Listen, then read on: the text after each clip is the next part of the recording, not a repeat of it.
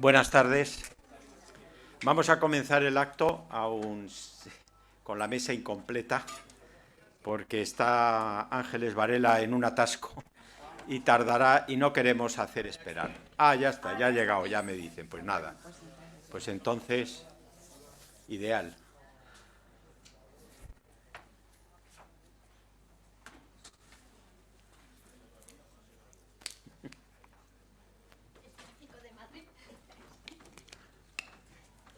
Pues ha llegado en punto. Bien, es una satisfacción grande el tener hoy este acto sobre un libro de quien, pues bueno, fue una personalidad realmente extraordinaria en diversos mundos, aunque a nosotros, por nuestra dedicación, nos interese más el teatro. Empiezo agradeciendo a Margarita, que un día llegó aquí a mi despacho y traía el mecanoscrito de la obra que hoy se puede leer en la magnífica edición que ha hecho Ángeles Varela y en la bonita edición que ha hecho Basilio Rodríguez Cañada, que nos acompaña también. Recuerdo que fue en el año 2010, debió ser, porque al año siguiente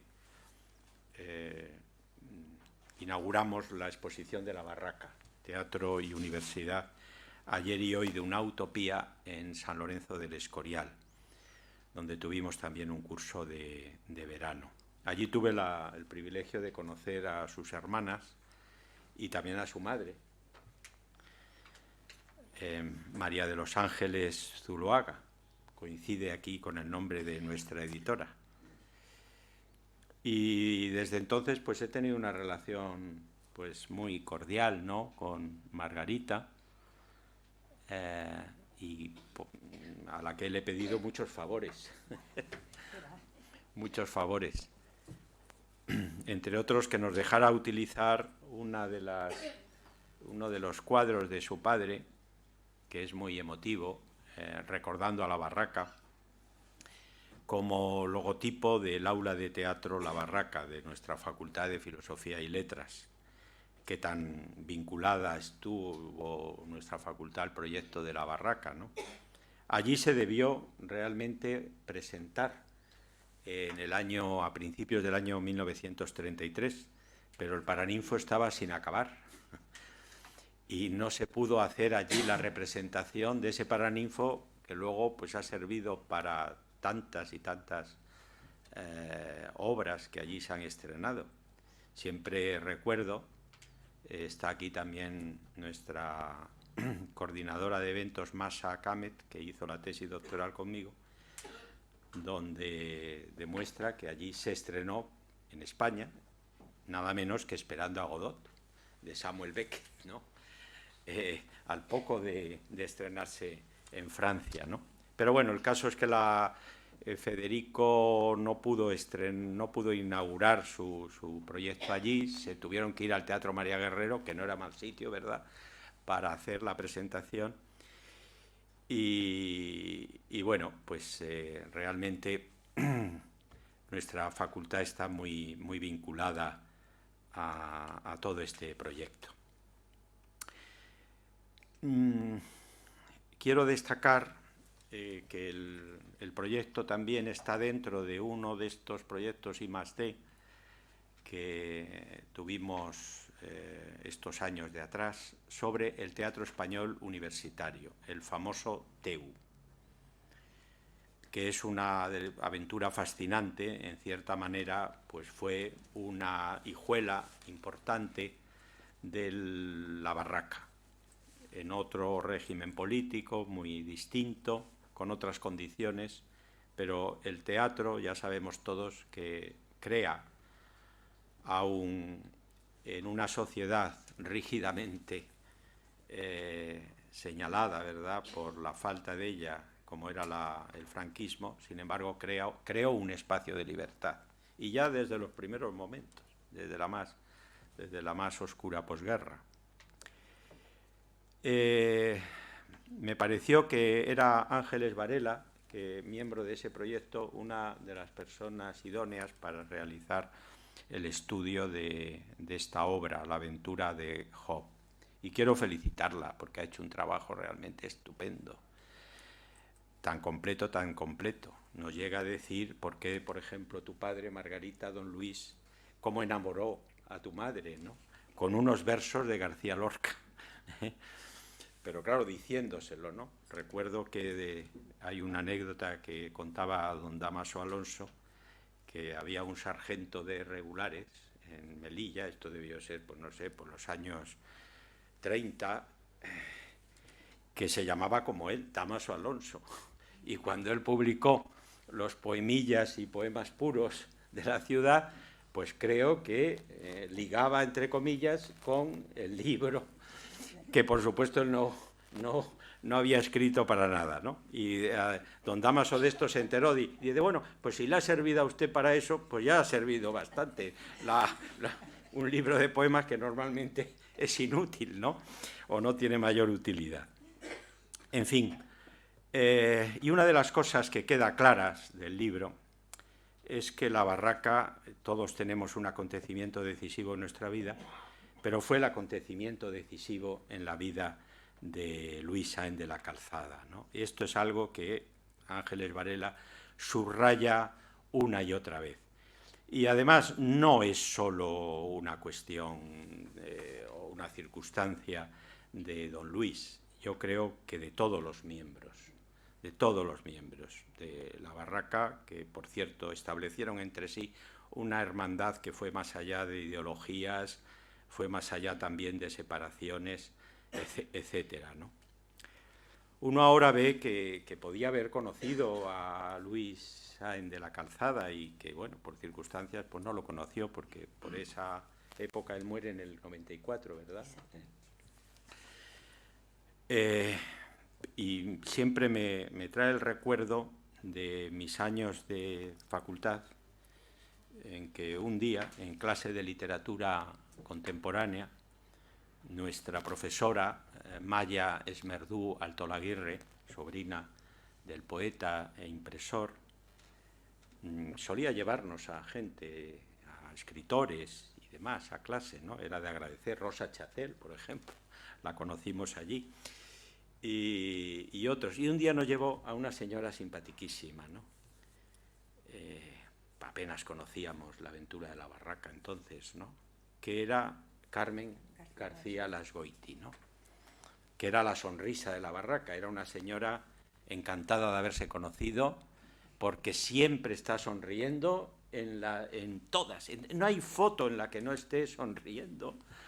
Y yo la recuerdo, y es una pena que no haya constancia de aquella visita de ella al aula, porque realmente era una persona encantadora, ¿no?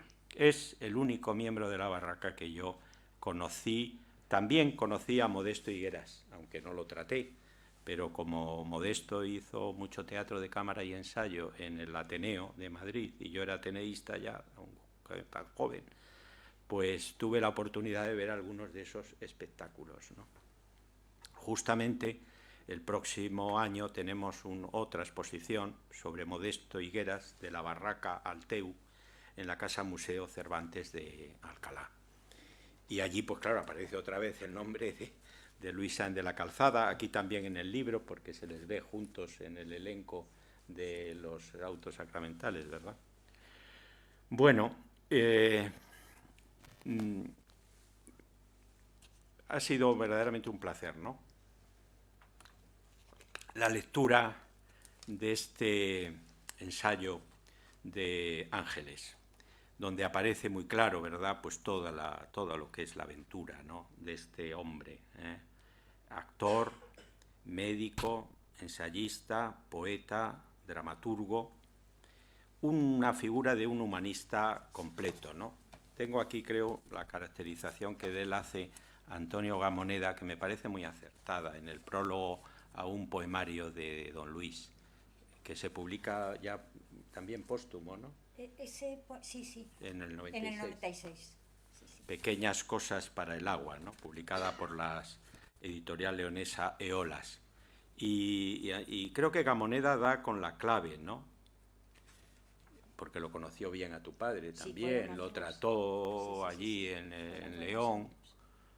Y habla Gamoneda aquí de las diversas facetas, de esa personalidad polifacética de don Luis.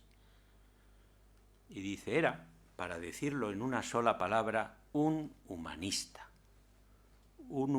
en cifra contemporánea, pero al fin, en su disposición intelectual, no lejano de pautas renacentistas, según las cuales, en la perspectiva del pensamiento, se daban la mano las ciencias y las artes creativas, concertadas todas ellas precisamente en eso, en una comprensión humanista de la existencia, ¿no? Yo cuando veo lo del humanismo, en tiempos que son duros para las humanidades y en general para el humanismo, pues me parece que es de destacar este aspecto que subraya aquí también Antonio Gamoneda, ¿no? Me preguntabas tú, Margarita, si seguíamos con lo de la barraca, y sí, porque yo creo que es un proyecto bonito, ¿no? Que tiene siempre, ofrece perspectivas. Este año, pues, contactaron desde la casa del museo, de la casona de Tudanca, sí, donde sí, la de José María de Cosío, donde allí pasaron, allí está la firma de todos. Le nombraron barraquito honorario a don José María, y allí está el diploma con todos firman todos, el paso de ellos por la casona. Y bueno, pues fue una sorpresa también que la recién nombrada directora de la casa pues vio que sí, estaba colgado en la pared ese diploma, pero resulta que no era el original.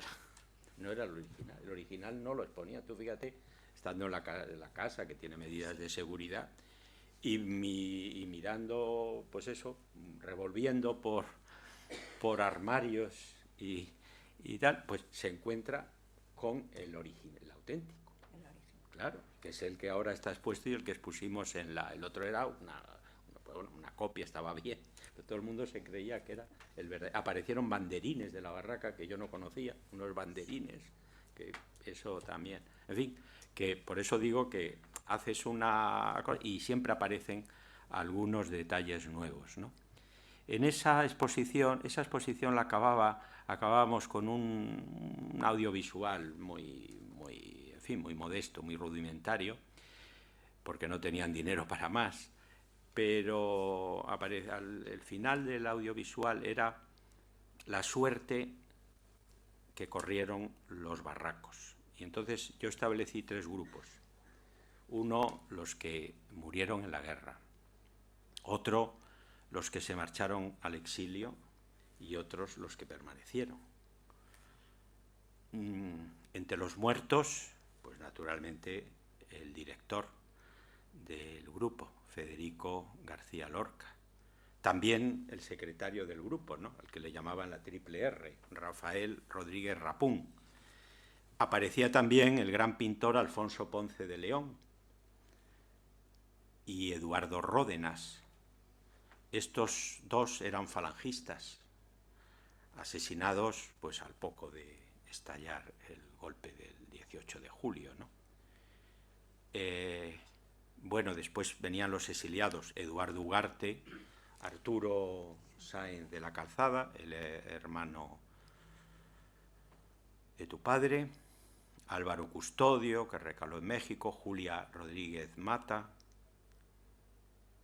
Carmen García Lasgoiti, ¿verdad?, que no debió venir pues hasta el 76 o por ahí, no lo sé, quizá un poquito antes, porque yo recuerdo aquel curso y era por esas fechas. Y entre los que quedaron, pues Modesto Higueras, José Caballero, Jacinto Higueras, Emilio Garrigues, Arturo Ruiz Castillo, que luego destacó como director cinematográfico, ¿no? Y Luis Sáenz de la Calzada, ¿no?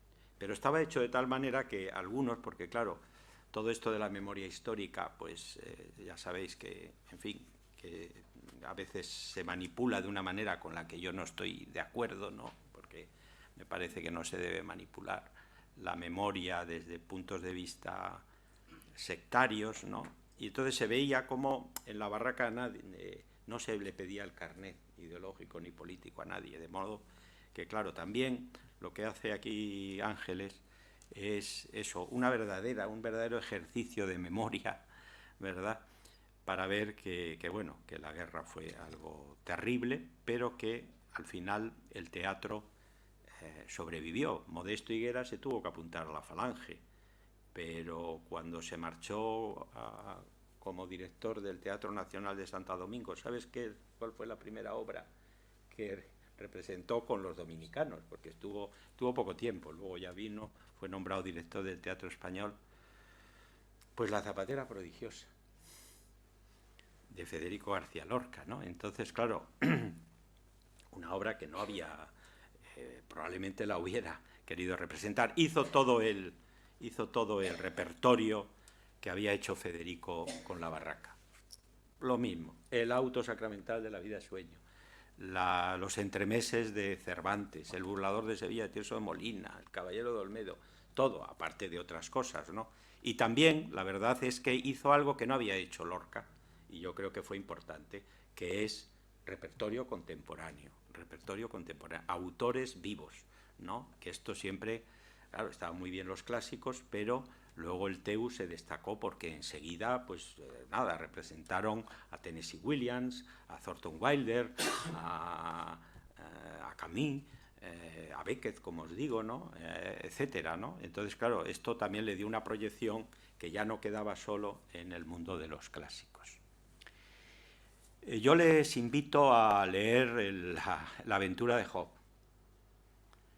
porque decía Margarita, auto sacramental. Sí, es que es un auto sacramental. Ya llama la atención, ¿verdad?, que el lema con el que se encabeza la obra sea un pasaje del auto sacramental de La vida sueño de Calderón. O sea, la primera obra en la que yo creo que intervino tu padre.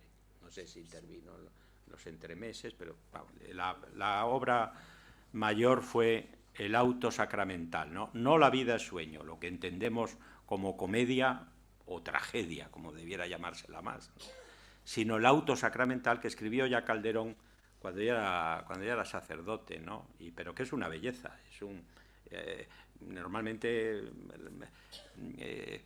leemos y conocemos más el Gran Teatro del Mundo o La Cena del Rey Baltasar, y realmente el auto es una belleza. Claro, los ecos de esa obra están en la aventura de Job, indudablemente, ¿no?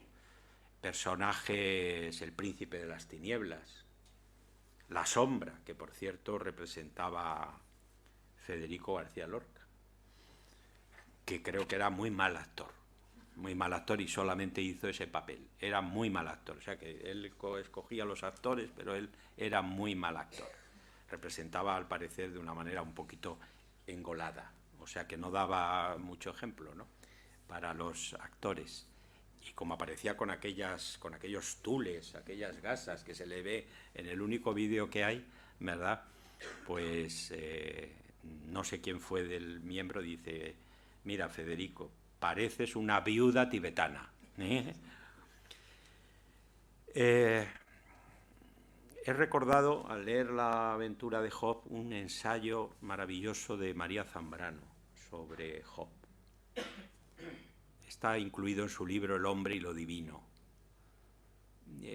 Sería muy interesante establecer un cotejo entre la interpretación de una creyente como era María Zambrano y un agnóstico, un no creyente o ateo como era tu padre. Sería, yo creo, interesante, ¿no?, porque aparecen, es más, María Zambrano habla de que es un auto sacramental, ya en la Biblia es un auto sacramental, ¿no? Claro, la Biblia fue un tema que también tu padre seguro que se lo metió en la cabeza a Federico, porque con las referencias de Lorca, dice, eso ya está en la Biblia, ¿no? El incesto, fíjate, el incesto, él quería escribir una obra sobre el tema del incesto, dice, bueno, D'Annunzio ha escrito sobre sobre el incesto. Dice, pero ante el incesto de Tamar, ¿no? Dice, ¿qué se puede decir? La venganza de Tamar, que había hecho Tirso de Molina, ¿no? Es decir, que él veía la Biblia como una fuente de inspiración constante para el teatro. A mis estudiantes les digo, ¿habéis leído la Biblia? Les digo, no, si no es para adoctrinaros, sino me parece que debéis, no conocen la historia sagrada, entonces claro, tampoco conocen la mitología grecorromana, etcétera, ¿no? Pero en fin, que es una pena, porque creo que no se puede entender la literatura universal sin la Biblia, ¿no? Y bueno, este trabajo de María Zambrano, ya digo que es bastante paralelo, aun visto de otra manera como lo ve Sáenz de la Calzada aquí, ¿no? Que por cierto pues introduce mucho sentido del humor también, mucho elemento paródico, y bueno, pues me ha parecido fascinante, ¿no? Así que bueno, termino agradeciendo a Margarita aquella visita que me dio la oportunidad de conocer esta obra. También me felicito de haber puesto esa obra en manos de Ángeles Varela, profesora de la Universidad Complutense y gran colaboradora nuestra aquí en la Fundación. Y también pues le agradezco a Basilio que haya tratado el libro con el amor con el que él trata los libros, y que haya hecho un libro muy bien ilustrado, con ilustraciones. Me sorprendió ver el formato mayor de lo que es habitual para la colección del teatro, pero luego me di cuenta de que era mejor, porque las reproducciones pues quedan mejor que no minúsculas en un libro de otro formato. De manera que muchas gracias a todos, y seguiremos trabajando por la memoria de esta gente que constituye un capítulo fundamental de nuestra historia más o menos reciente, ¿no? De nuestra historia del teatro. Muchas gracias.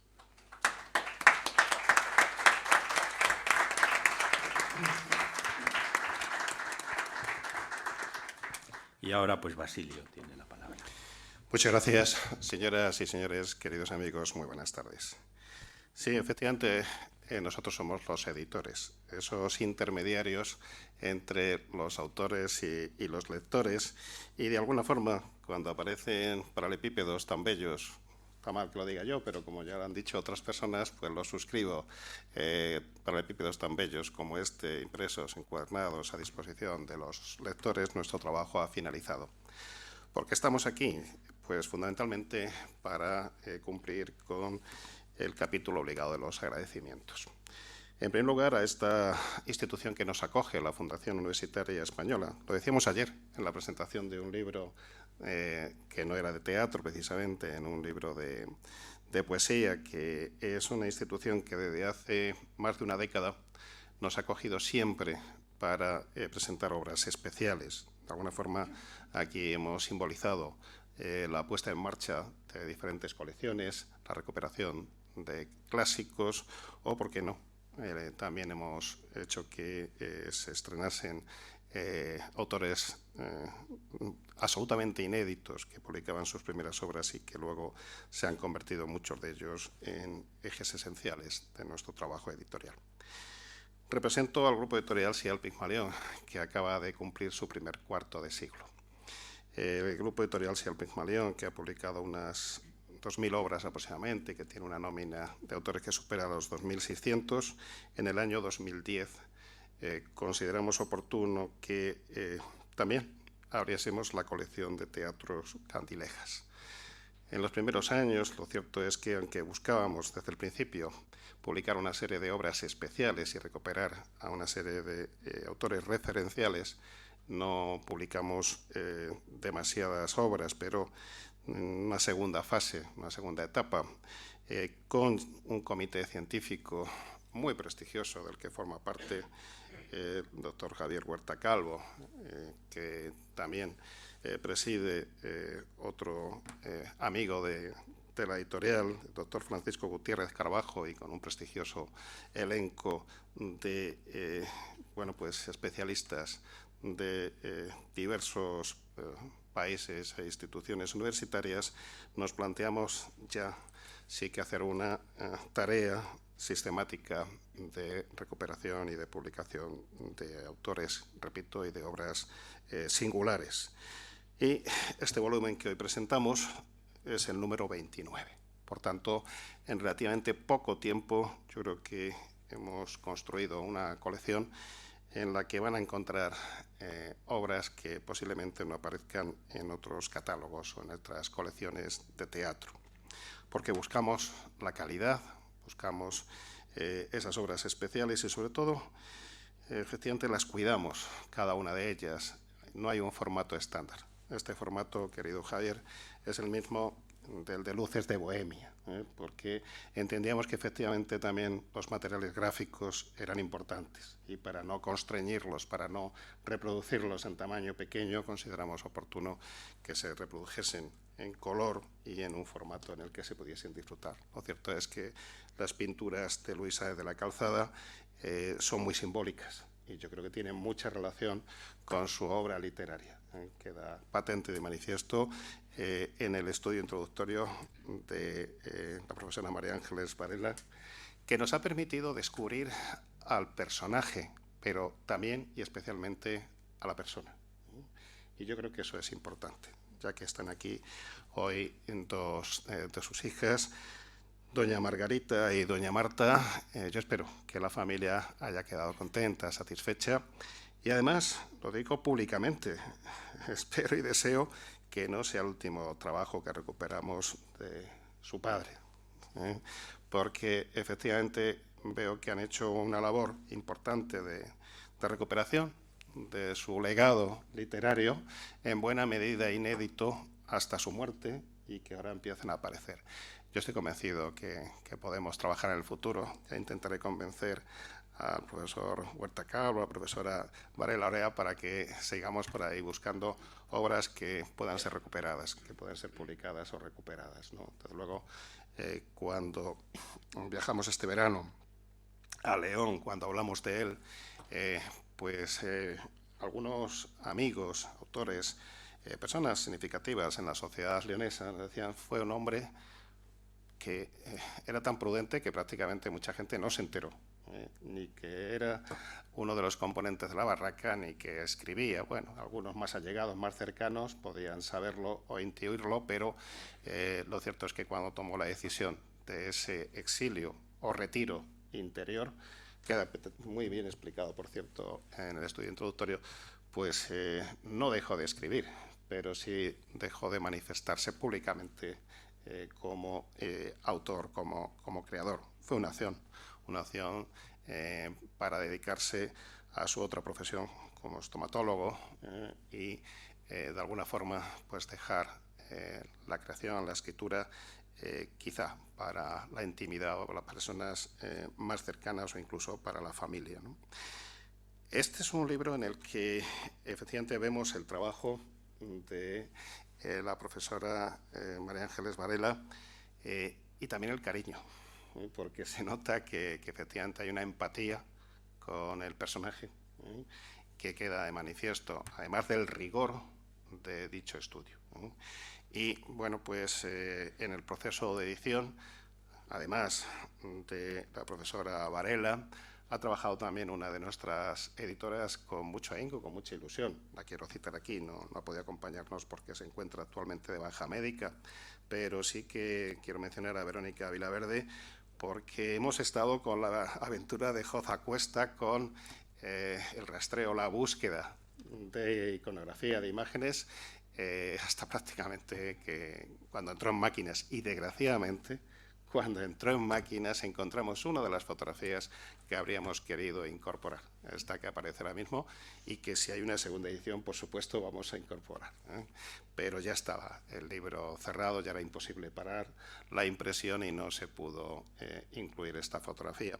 Quiero decir que, pues sí, efectivamente, ha habido ahí una complicidad entre la autora del estudio y la editora que ha sido ejemplar y que, aunque nos encontrásemos en diversas latitudes del mundo, siempre estábamos al tanto, siempre nos llegaban las noticias, yo supervisaba los correos donde se cruzaban los comentarios y donde se traslucía esa ilusión a la que me refería anteriormente. Por tanto, muchas gracias, María Ángeles, por confiar en nosotros y muchas gracias por haber estado tan pendiente del proceso de edición, de haber sido tan escrupulosa en las correcciones y, sobre todo, insisto, por haber tratado con cariño el libro y también al personaje. Insisto que nosotros hemos trabajado lo que ha sido preciso para que, bueno, pues también teníamos que reconocer y agradecer que este proyecto I+D del Ministerio, no sé ahora si se llama Ciencia e Innovación o ha cambiado con la nueva denominación, pero este proyecto Historia del Teatro Español, el título sí que no ha cambiado, pudiese formar parte de la colección Candilejas a través de esta obra. Y yo espero que en el futuro podamos también incorporar algunas otras. Y sí, hemos hecho una edición ilustrada, nos lo pidió María Ángeles, pero es que además, sinceramente, nos enamoramos de esas pinturas. Por supuesto, las fotografías tienen ese valor simbólico y descriptivo, pero es que las imágenes, yo creo que tienen, como ella dice, ese valor mistérico, me ha encantado esa palabra, mistérico, y, por supuesto, alegórico, ¿no? Yo creo que ahí se está proyectando el autor. Yo también, modestamente, por supuesto, no me voy a medir en modo alguno con los presentes en la mesa ni con muchos de los que están entre el público. Yo también creo que él se está proyectando, que Luisa de la Calzada se está proyectando en esta obra. Lo deduzco a través de lo que he leído en el estudio introductorio. Es decir, como muy bien decía el profesor Huerta Calvo, hay que conocer la historia sagrada, hay que conocer la figura de Job, hay que ver que otras obras han intentado recuperar a Job con su paciencia, ¿no? Con esa tolerancia mítica que yo creo que reflejaba también el estado de ánimo de muchas de esas personas que, como dije antes, estaban viviendo o sufriendo el exilio interior. Por tanto, ojo también en ese sentido, me parece que sí que está apareciendo Luisa de la Calzada dentro de la obra, proyectándose de manera directa o indirecta por los intersticios de la trama y también a través del comportamiento, actitudes y comentarios de los personajes, ¿no? Aunque, insisto, esto es un atrevimiento por mi parte, pero hablo en calidad de lector.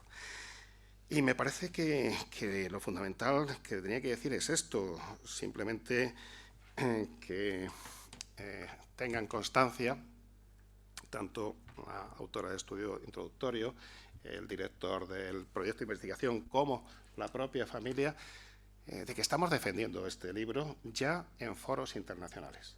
Acabo de regresar recientemente, hace apenas una semana, de la Feria Internacional del Libro de Guadalajara, en México, y este libro ha estado ahí como novedad editorial. Y este libro ha suscitado un gran interés en la feria.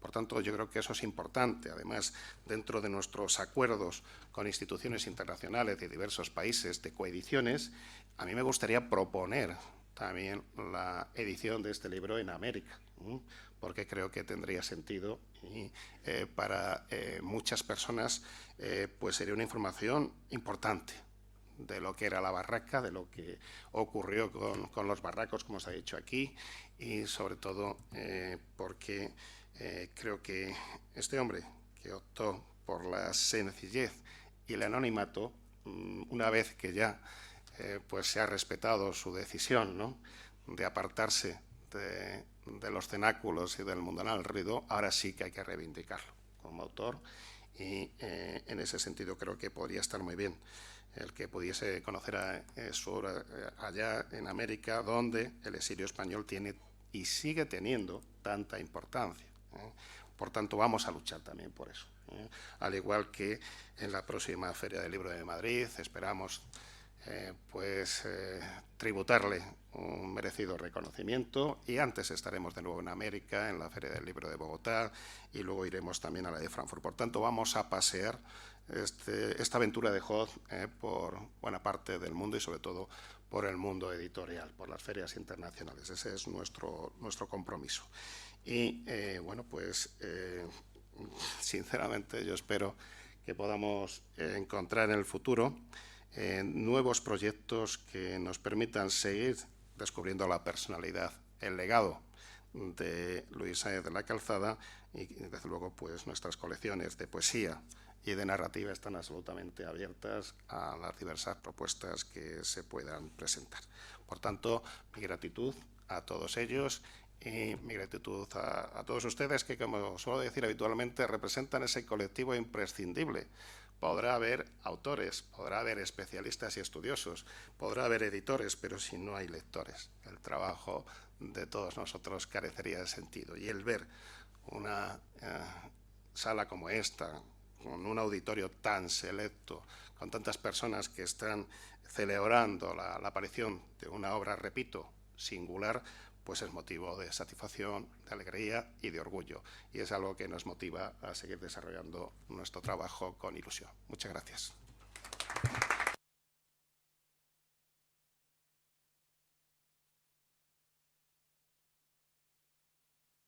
Basilio, la vocación americana de la barraca pues fue muy grande. Entonces quizá llegó allí antes sus ecos que aquí, porque fíjate que en México allí terminó uno de ellos, que es Álvaro Custodio, que luego regresó a España y que fundó el Teatro Nacional de México, sobre los postulados de la barraca. También montó el auto sacramental de la vida sueño. Esa era pieza fundamental. Pero es que, bueno, ya te he dicho también lo de Santo Domingo, ¿no? Donde, por supuesto, aparte de la zapatera, Modesto Higuera puso otra vez el auto sacramental de la vida sueño, ¿no? Por cierto, con escenografía del que luego va a ser gran cómico José Luis López Vázquez, que empezó su carrera artística como escenógrafo, con unas escenografías extraordinarias.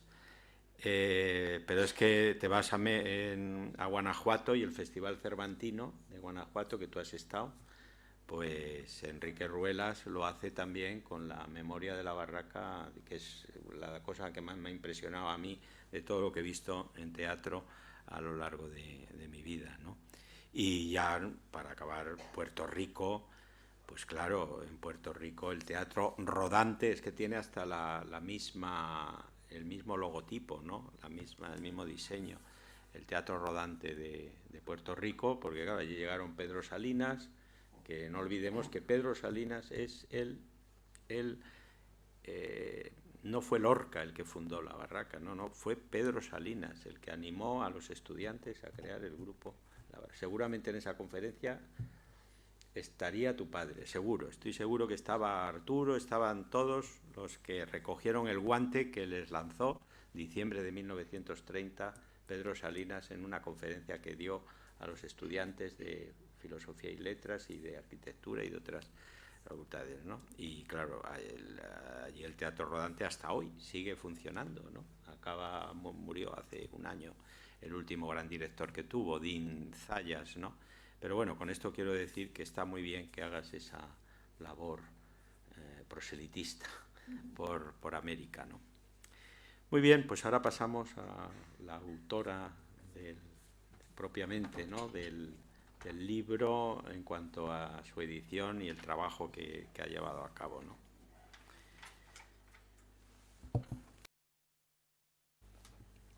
Bueno, pues muchísimas gracias a todos, a los presentes, pero me gustaría comenzar por su hija, por la hija de Luis Sáenz de la Calzada, Margarita Sáenz de la Calzada, que ha sido amabilísima, que no solamente, bueno, me llegó el manuscrito, como ya se ha dicho, de esta obra a través de Javier Huerta, al que también le estoy enormemente agradecida, pero Margarita me ha atendido todos mis mensajes inoportunos, fuera cual fuera la hora en que yo le hacía consultas, porque Me parecía que publicar esta obra de teatro era una oportunidad fantástica para reconstruir todos estos episodios tan fascinantes de la historia cultural española.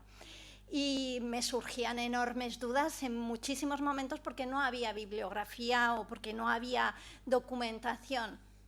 Y ella muy amablemente ha atendido me ha atendido todas las consultas y me ha resuelto todas las dudas que ha podido resolverme. Pero, como digo, muchísimas gracias también a Javier Huerta por todo y por prestarnos esta casa a la Fundación Universitaria y, por supuesto, también a Basilio y a la editorial y muy concretamente también, como él ha dicho, a Verónica Villaverde, que ha sido encantadora, atentísima, que ha estado con mucho cuidado. Ambos acogieron muy bien el proyecto, pero como estaba exponiendo con anterioridad, en esta obra concretamente era absolutamente imprescindible reflejar en una serie de obras pictóricas esa intensísima relación que había, que además era una intensa relación que habla muy bien de ese periodo y de estos mismos autores. Sí, desde luego, la figura de Luis Sáenz de la Calzada estaba muy marcada por la barraca. Él lo decía en numerosas ocasiones, era el más alto hito de su encrucijada, de sus encrucijadas, decía, y siempre volvía a ella, ¿no? Por eso, bueno, pues hemos visto antes dos cuadros al que hacía referencia Javier Huerta, en que ambos reflejan ese paso de la barraca, el de Federico García Lorca también, en que es un Federico que está detrás de del propio logotipo de la barraca, al que luego me referiré y por eso volvía a esta imagen. Esta fotografía es, por si no lo han localizado, detrás del propio Federico García Lorca, que acababa de volver de Buenos Aires. Cuando volvía muchas veces se reunía con sus amigos los barracos y Luis Sáenz de la Calzada es quien está situado inmediatamente detrás de García Lorca con traje claro. Pues esa presencia, esa omnipresencia, la presencia de la ausencia de Federico García Lorca es constante en la trayectoria pictórica, como luego veremos, pero también literaria, ¿no? De hecho, Lorca no es solamente Lorca, es el símbolo de otras muchas pérdidas, de familiares, de pérdidas de amigos y de pérdidas de biográficas, de esa historia, de esa otra posible historia que hubiera sido de España de no haber una guerra civil. Lorca aparece constantemente y los símbolos de Lorca, los mismos que él utilizaba, con una interpretación personal, que ahí también el encanto y la aportación de Luis Sáenz de la Calzada, muchas veces está contestando a Lorca con su obra pictórica, como veremos, pero también con este drama, con esta aventura de Job. Por eso uno de los términos pictóricos que me parece que cuadran perfectamente no solo a la pintura, sino a la literatura de Luis Sáenz de la Calzada es ese del anacronista. Es un anacronista en el sentido de que retoma la preocupación por el hombre, retoma los símbolos de la cultura, pero lo retoma poniendo el dolor de la humanidad en el centro de su obra, concretamente en la aventura de Job, dándole ese toque humorístico, esa visión humorística muchas veces irreverente, constantemente irreverente, a pesar de ese dolor. Los símbolos aparecen constantemente y se repiten a lo largo de la biografía y de la obra pictórica de Luis Sáenz de la Calzada. Les he puesto una imagen de un arlequín de Lorca, que presenta esa dualidad, esa tristeza, siendo quien tiene que llevar esa alegría, sin embargo, es el hombre del llanto. Y debajo la representación de La vida es sueño, realizada por la barraca. En este caso es el papel, la fotografía central, es el papel del fuego que representó su propio hermano Arturo Sáenz de la Calzada. pero como vemos en el cuadro de la izquierda de Luis Sáenz de la Calzada, es un arlequín con dado. Un arlequín que, contrariamente a lo esperable de él, es un hombre apesadumbrado, en que el dado que representa al juego queda a un lado, ¿no? ¿Por qué? Pues porque él había compartido muchos años o muchas cenas, entre otras cosas, o entre otras personas, con Moreno Villa. Moreno Villa también representaba esa filiación, esa hermandad entre la literatura y el arte, como Lorca o como Alberti o como tantos otros, ¿no? Pero él mismo hablaba del ambiente en el que la literatura era un jugar. Jugar, sí, todo tenía un aire de juego en esa época, escribe en su biografía Moreno Villa. De manera que esta obra es en sí mismo un juego con el dolor del ser humano, un juego en el que intenta dar una interpretación, pero no existe interpretación a su juicio. Los arlequines van a ser otro de los personajes pictóricos constantemente representados en la obra de Sáenz de la Calzada. Vemos en este otro lado otro de una fecha muy posterior, 20 años después, pinta Arlequín sin rostro, él que pintaba rostros magníficamente. ¿Por qué sin rostro? Pues porque es también ese símbolo de todos esos humanos, de todos esos hombres sufrientes, que por otra parte tiene una actitud casi, un gesto de crucificado, que se asemeja, por otra parte, en esa figura de títere al fuego de la representación que se hizo en la obra de Calderón, pero puesta sobre escena por La Barraca. Y, por otra parte, que está apoyado no en una ciudad, sino en un decorado de ciudad. Es un fondo para este arlequín que es una representación teatral de la vida, ¿no? Es un decorado como tantos semejantes a un Benjamín Palencia o a cualquiera de los pintores con los que además tenía un trato muy cercano el escritor.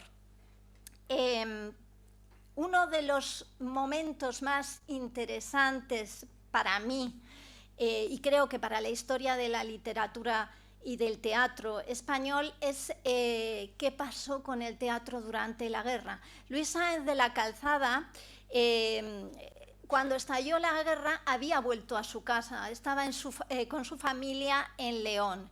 De manera que él permaneció, digamos, en un León que, cuenta en varias entrevistas, sentía que él era hostil, que incluso llega a decir que temió por su vida.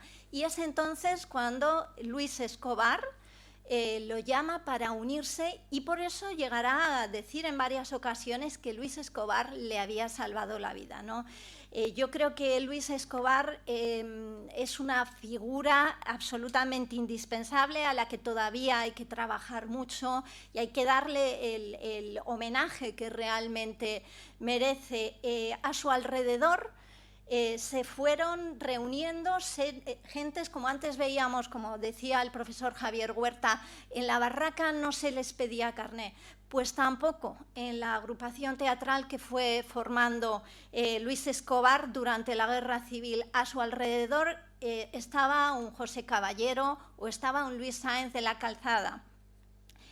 Lo que él va a hacer es coger el testigo de La Barraca, ¿no? Él, de hecho, dirá que, lo escribe en una revista de Falange, escribe un artículo en que habla precisamente de que coge ese testigo y, de hecho, el repertorio, el vestuario, parte del reparto de La Barraca es el mismo que él va a tener en la tarumba. Esa tarumba que en realidad era anterior a José Caballero, que había nacido en Huelva, pero que había pasado una serie de dificultades y él la va otra vez a revitalizar. Entre las obras que dice en aquel 1938 que se ponen sobre el escenario, me gustaría que se quedaran con la de Belén, porque después voy a volver a explicarles algo relativo a esta obra. Pero en cualquier caso, Luis Sáenz de la Calzada va a empezar a representar en el frente, en la retaguardia, visitan hospitales y de hecho él llega a decir en una entrevista que fue el director de la obra del casamiento engañoso de Torrente Ballester.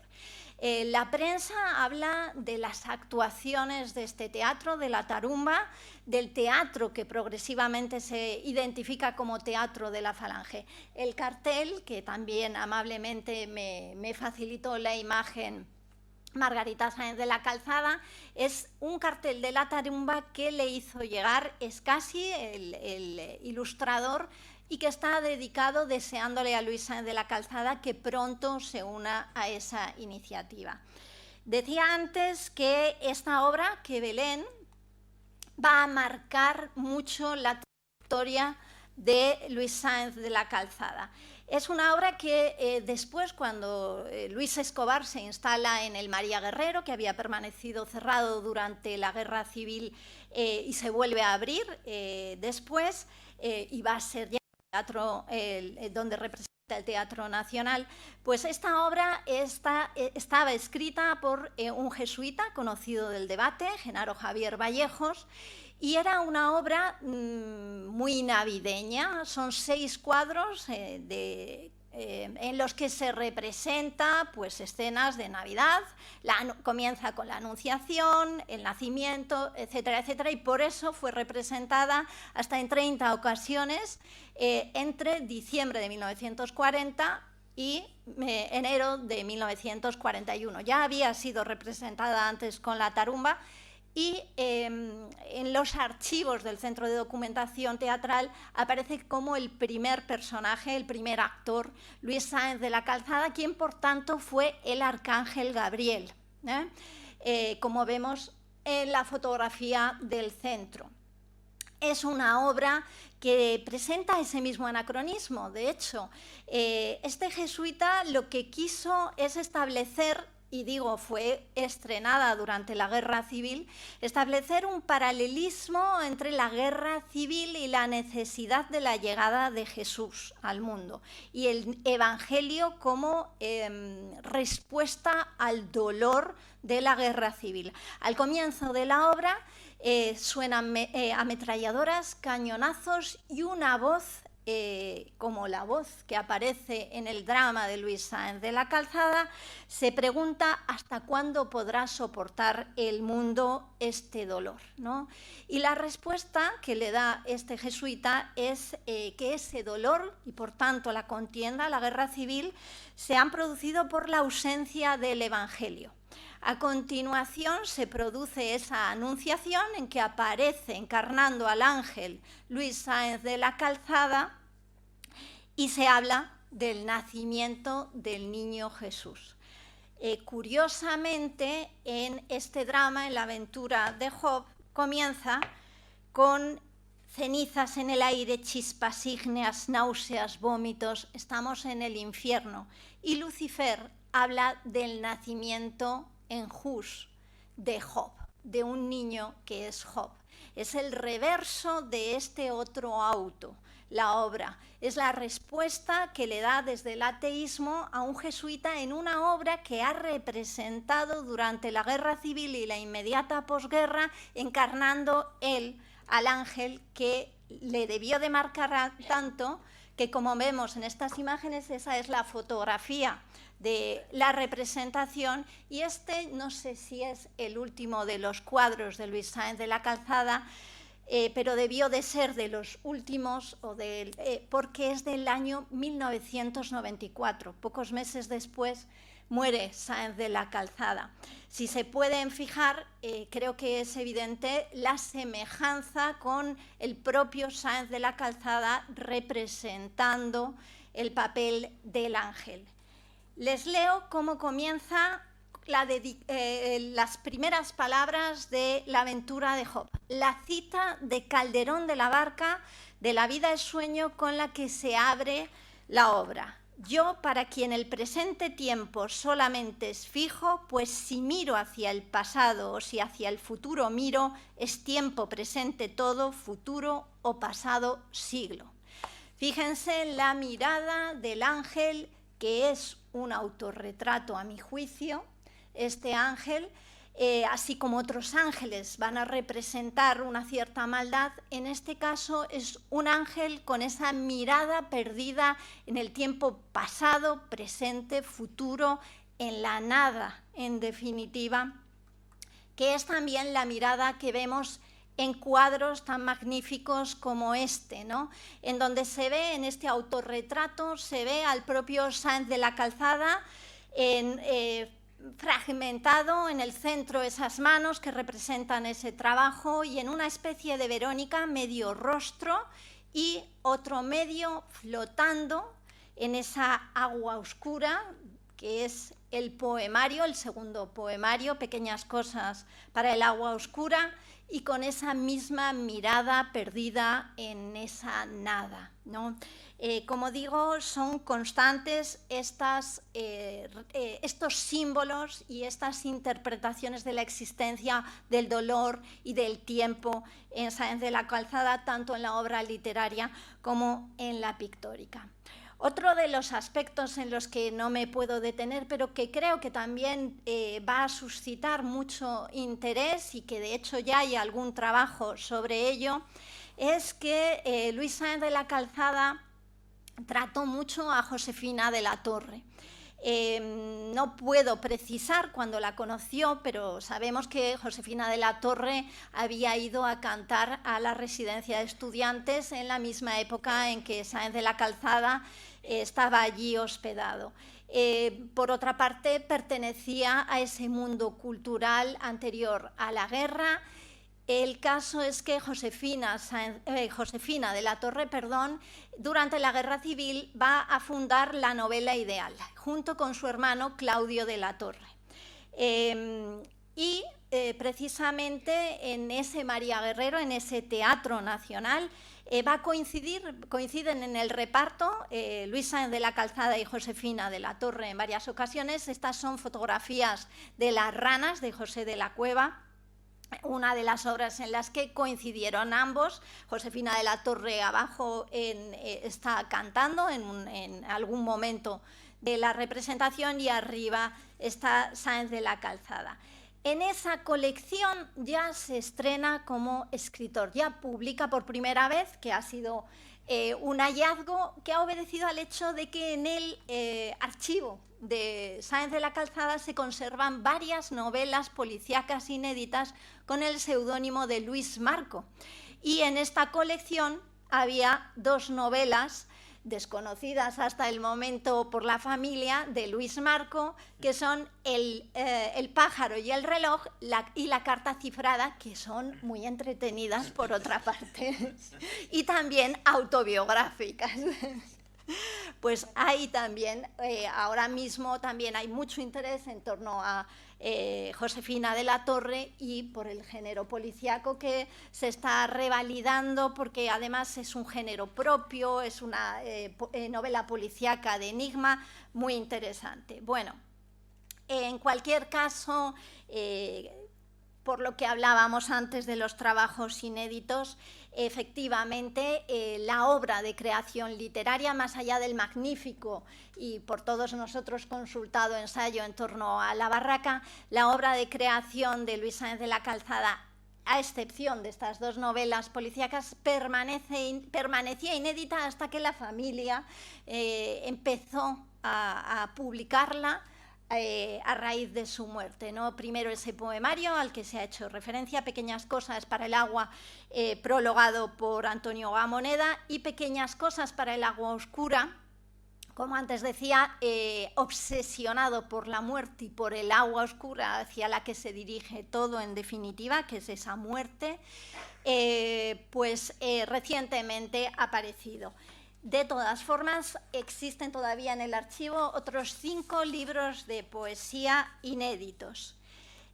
Como vemos, la relación es constante, ¿no? Entre la obra pictórica y la novela. El libro de Caín, otro de los personajes del Antiguo Testamento que aparece constantemente en la pintura de Luis Sáenz de la Calzada. Les he puesto uno de 1940 y otro de 1967, en que una cree adivinar que hay un reflejo también de la guerra civil, una manera de hacer una alegoría.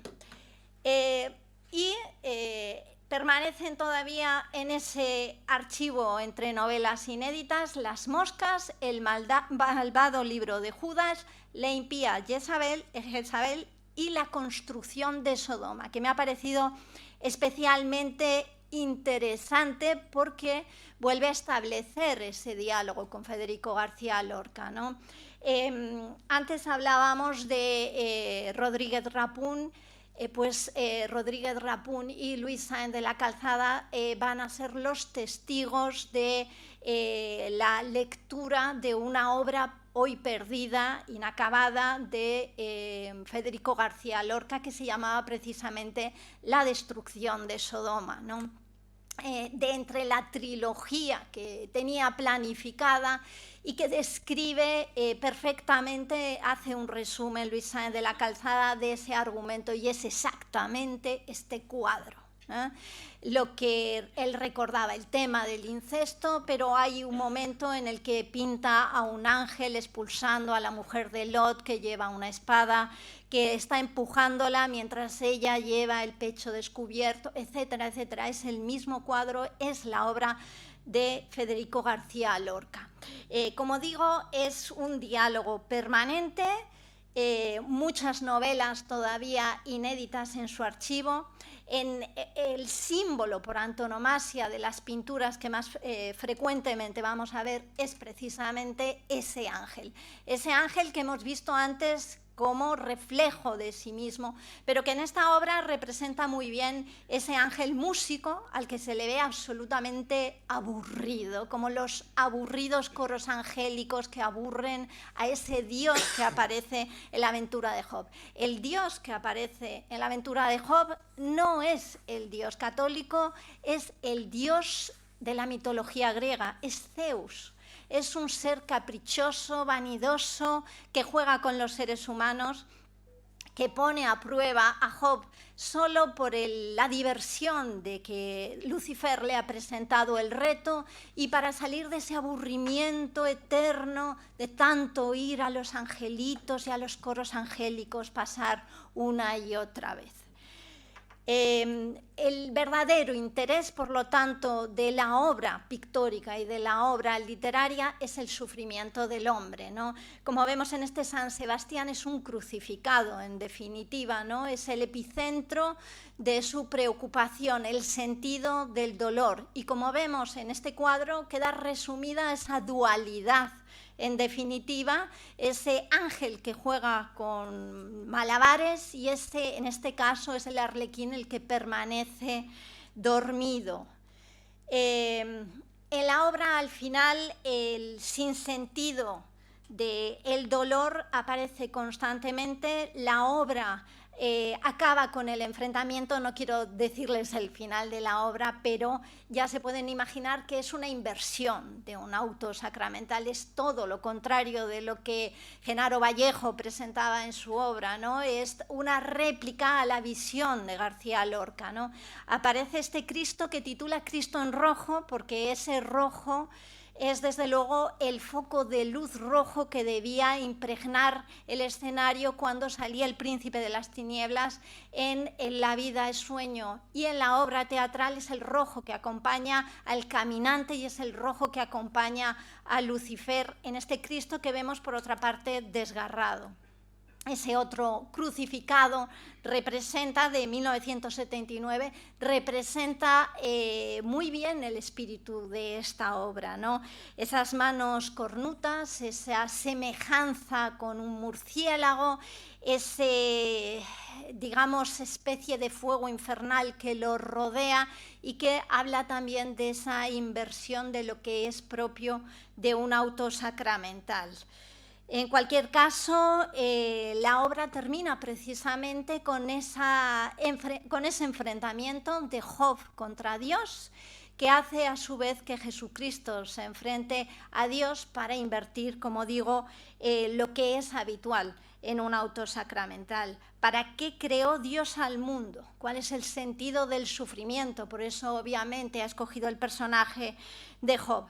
La obra es una constante vuelta a la idea del dolor, del sufrimiento y de la muerte. como también obsesionaba al propio Federico García Lorca, aunque le daba un sentido muy diferente, puesto que él sí era creyente, ¿no? En este magnífico cuadro, este autorretrato de 1980 de Sáenz de la Calzada, volvemos a esa misma temática, ¿no? Vemos cómo a través de la pared se asoma el rostro de Sáenz de la Calzada, que tiene esa mirada perdida en la nada y que por otra parte parece otra vez flotar en el agua oscura, que finalmente en 1994 efectivamente él muere en un accidente en el agua, ¿no? Por eso desde esa nada también se nos asoma hoy la mirada clavada en esa eternidad de Luis Sáenz de la Calzada. De manera que, bueno, yo creo que esta obra sirve en parte para refrescar, para reconstruir la residencia, la institución libre de enseñanza, la amistad, la confraternidad entre quienes vivían en la residencia pero luego estuvieron en la barraca, ese episodio de guerra civil y cómo el teatro se convierte en un lugar de encuentro de gentes tan diversas y cómo el teatro sirve también para aliviar el dolor en la inmediata posguerra y en ese insilio que va a ser los últimos años de la vida de Luis Sáenz de la Calzada. Pues muchísimas gracias.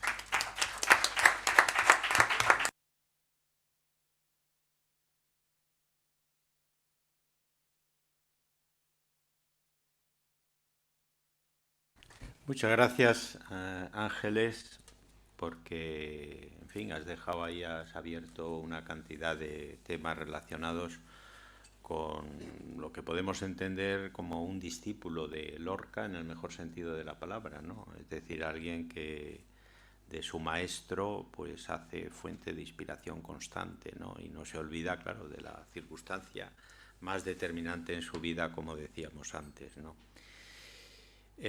Por cierto, lo de Luis Escobar pues es muy justo lo que dices, porque hoy se le recuerda más por sus papeles en las películas de Berlanga, que eran geniales, sí, pero que oscurecen toda su labor intelectual de primera talla como autor teatral y como el gran director que fue, y además introductor de la escena internacional, que la conocía muy bien por su dominio de los idiomas en los años 40, con Huberto Pérez de la Osa, en fin, haciendo otra vez eso, creando un espacio de libertad que no tenía nada que ver con lo que ocurría fuera del teatro. Bien, terminamos con Margarita, agradeciéndole nuevamente pues que haya sido tan amable, que le estemos molestando tanto, ¿no? Una felicidad. Yo recuerdo, también quería hacer una mención a tus primos de México, a los hijos de Arturo Sáenz de la Calzada, que también se portaron en aquella exposición de 2011, mandándonos, yo tengo materiales también inéditos de eso, de Arturo, que fue arquitecto, creo que fue el que le hizo la casa a Buñuel, si no me acuerdo, el chalet, y recuerdo, bueno, eran, pues no sé, los hijos, ya no me acuerdo del nombre de una de ellas. Arturo, María Luisa. María Luisa, exacto. Totela. Y bueno, que realmente pues yo luego he perdido ya el contacto con ellos, pero que realmente se portaron extraordinariamente, lo cual demuestra que Sáenz de la Calzada es una marca de gentileza y amabilidad. Bueno, pues se me oye, ¿verdad? Buenas tardes a todos. Deseo, ante todo, manifestar que voy a hablar no solo en mi nombre, sino también en nombre de mis hermanas. Todas hemos contribuido a lo largo de los años a difundir las obras de nuestro padre y a intentar mantener viva su memoria. Hoy me cabe a mí el honor de pronunciar unas breves palabras con motivo de la presentación de este libro a solicitud de los profesores Huerta y Varela. Pero les ruego que vean en mí también a mis tres hermanas, Marta, que felizmente nos acompaña hoy, Alicia y Beatriz. En primer lugar, los agradecimientos. Como guardo los correos del profesor Huerta, compruebo, como él también ha explicado, que para lo que hoy nos ocupa contactamos justo antes de la pandemia, aunque habíamos intercambiado mensajes desde al menos 2011, cuando vivía mi madre y Javier se había apasionado por el Teatro Universitario de la Barraca, pasión que sigue hoy. Pero no fue hasta enero de 2020 cuando le pedí que le echara un vistazo a algunas de las obras de teatro que figuraban en el archivo familiar. Con su generosidad habitual, se ofreció a estudiar el material y a hacer todo lo posible para que viera la luz.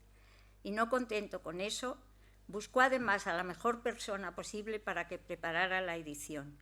María Ángeles Varela ha preparado lo que ella llama prudente y humildemente introducción, pero como han podido ustedes ver, es en realidad una biografía muy documentada y rigurosa sobre la vida y la obra literaria de nuestro padre, que nos sabe a poco, la verdad, pero es sabido que lo bueno si breve, bueno.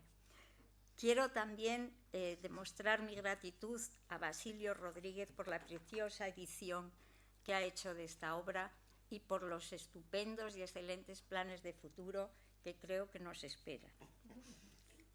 Voy a procurar yo ahora muy brevemente, con algunas reflexiones y nuestros recuerdos personales, a esa introducción, aunque no desde luego desde el punto de vista de crítica literaria o histórico, que eso ya lo ha hecho María Ángeles, sino desde el punto de vista afectivo, personal. Pienso que ayudarán a entender mejor al autor como persona, como padre excelente que fue para nosotras, y también en esta faceta que analizamos hoy como actor, escenógrafo y dramaturgo, esto es, como hombre de teatro en suma. Porque efectivamente nuestro padre se metía de lleno en todo aquello que emprendía, quizá por haberse formado intelectualmente en la residencia de estudiantes, donde el influjo institucionista propugnaba el valor del esfuerzo y donde se decía que las cosas no están bien hechas hasta que ya no se puede hacer nada más para mejorarlas. Por eso no le bastó ser actor y se metió en la escenografía. Y más adelante, ya retirado de la farándula en su refugio provinciano, en el Insilio, que dice la profesora Varela, escribió, entre otras cosas, la obra que presentamos hoy. Como actor, él lo cuenta todo en su libro sobre el Teatro Universitario de la Barraca. Y escribe, en realidad, llegar a ser un actor pasable, tirando a bueno, no era difícil si uno se dejaba dirigir por Federico y por Ugarte. Creo que queda bastante claro que él no se consideraba mal actor. Y expone la metodología con el ejemplo de Lorca. Perdón. Federico decía las cosas como deben decirse, pesando el ritmo, midiendo la cadencia, enumerando la emoción. Y yo puedo asegurar que eso no es fácil ni mucho menos, porque hay que seguir la finísima línea axial de la forma y no separarse de ella ni un solo ápice.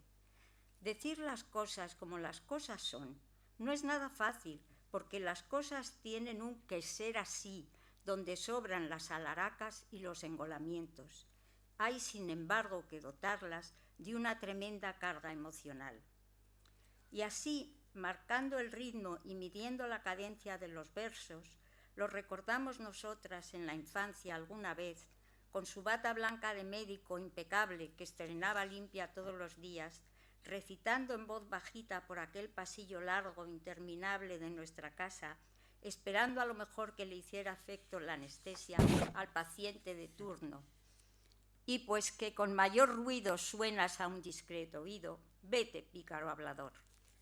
También les recuerdo a los postres de alguna comida familiar, cuando estábamos muy felices, y por qué no decirlo un poquito achispados, recitando del tirón, sin un solo fallo y con muchísima gracia, el romance del conde Sisebuto, sube, que sube, que sube, baja, que baja, que baja, de Joaquín Abati, o la fábula La cigale et la fourmi, que nos contaba en francés, La cigale y un chanté tout l'été, y nos la recitaba entera.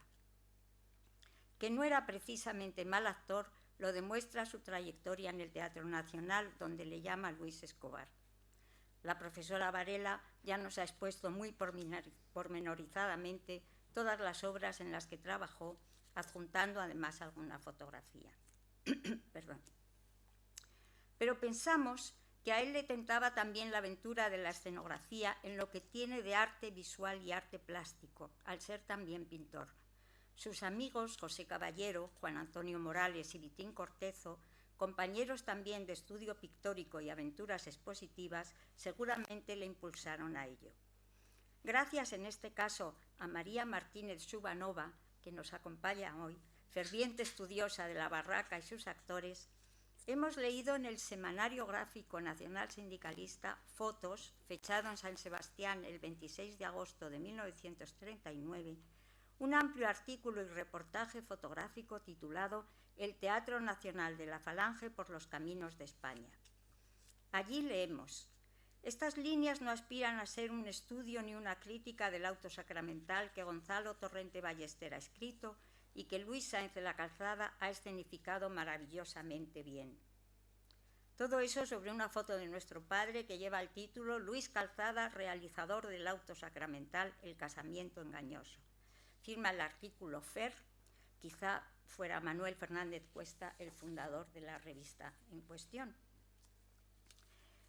Y ahora tengo que contar, me perdonas Javier, el problema del libro. El 26 de diciembre de 2019 me llegó un correo de Javier Huerta. Te escribo además porque este próximo año retomamos el proyecto de la barraca desde el Instituto del Teatro de Madrid con la intención de llevar a escena el auto sacramental de La vida es sueño según el montaje de García Lorca con la barraca en 1932. Es decir, se trataría de una versión historicista con el propósito de acercarse lo más posible al original. En este sentido, nos sería de enorme utilidad un ejemplar del libro de autos sacramentales de Calderón que poseía tu padre en su biblioteca y que tan amablemente me prestó cuando la exposición de la barraca tu madre, que en paz descanse. Entonces hice unas fotocopias en blanco y negro, pero necesitaría de nuevo el original a fin de ver los colores de iluminación que allí se constatan. Según tu padre, el dueño de ese ejemplar era un tal Santos Molero, cuya identidad él desconocía. Creo haber averiguado quién es el pintor y dibujante Isidro Santos Molero, que debió encargarse de la iluminación. Lamento muchísimo comentar que el libro se perdió en el fragor de la batalla, como bien sabe Javier, que supuso desmontar la casa familiar. Ignoraba yo entonces toda esa historia, como tantas otras cosas sobre nuestro padre que ahora los estudiosos ponen de relieve. Pero creo que es demostrativa del interés de mi padre también por la escenografía como parte importantísima del hecho teatral. Quedaría por apuntar el tercer elemento específico que forma parte fundamental del teatro, sin el que la representación no es posible, es decir, la obra escrita. También se metió en ello nuestro padre, aunque más tardíamente. Su despacho, contiguo a la clínica en la casa familiar, era su Santa Santorum. Allí nadie le podía molestar, a no ser que se tratara de algo grave. Con un agua sería en las paredes rodeado de libros, un vargueño en cuya tapa figuraban las cabezas de guerreros de rigor en esos muebles que llamábamos de estilo remordimiento español y que habían pertenecido a su suegro, abogado del Estado, muy propios pues de una notaría. Allí nuestro padre escribía, pensaba y leía. De modo que fue también dramaturgo. María Ángeles relaciona en este libro con mucha precisión todos los escritos que nos dejó nuestro padre. A efectos teatrales, titula este apartado la profesora Varela una obra en diálogo con la de Lorca, que para mí, en mi modesta opinión, es uno de los más sugerentes de su estudio introductorio. Poco más puedo yo añadir a los rasgos definitorios que ella señala: tradición hispánica y renovación surrealista, tragedia griega e impronta veterotestamentaria, plástica escénica y expresión vanguardista. Todo eso está presente en la aventura de Job. No voy yo a extenderme más, porque lo importante es leer el libro completo. Pero sí me van a permitir que cite una vez más a la profesora Varela. Y al negar la autoridad divina que oficialmente había sido impuesta en la España franquista, Luis Sáenz de la Calzada se rebela contra los límites que el orden sacralizado establece para los individuos. Por eso, permítanme ustedes la cursilería, aunque él tuvo que dejar el teatro por razones vitales, el teatro a él no le dejó nunca. De modo que actor, escenógrafo y dramaturgo, pintor y poeta, médico y biólogo, en todo lo que hizo y en palabras de su amigo Antonio Gamoneda, se daban la mano las ciencias y las artes creativas, concertadas todas ellas precisamente en eso, en una comprensión humanista de la existencia. Y agregamos nosotras, por tanto, también rebelde, crítica y comprometida, como fue toda su vida. Muchas gracias.